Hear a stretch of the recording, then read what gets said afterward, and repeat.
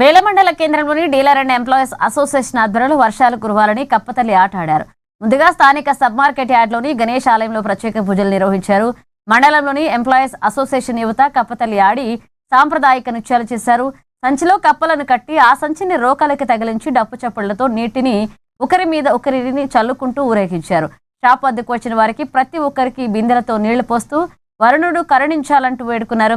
ఇక జూన్ 3వ వారం మొదలైన వర్షాలు లేకపోవడంతో రైతులందరూ ఆందోళన చెందుతున్నారని, ఆ దేవుడు కరుణించి వర్షాలు కురిపించాలని వేడుకున్నారు.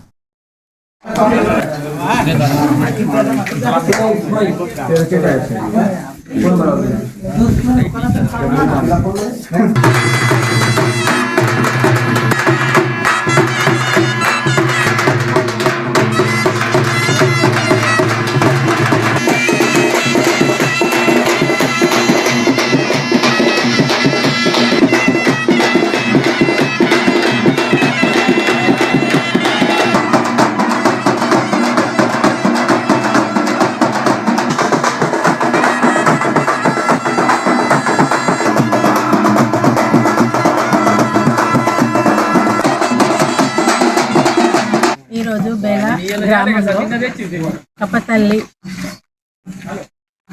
ఆట నిర్వహించడం బేల గ్రామంలోని షాపులందరూ మరియు కంపెనీ వాళ్ళందరూ ఇది వాళ్ళ ఆధ్వర్యంలో నిర్వహిస్తున్నారు.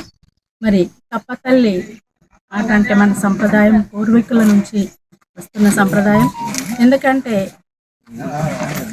నీళ్లకు కప్పకు చాలా అనిభావ సంబంధం ఉంది కాబట్టి ఈ కప్పని మనము పూర్వం నుంచి కూడా పూజించుకుంటూ మన సంప్రదాయంలో ఒక భాగంగా పూజిస్తున్నాం.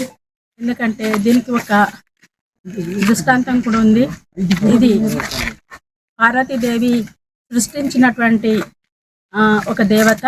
దీన్ని మాండోదారి అని చెప్పి అంటారు.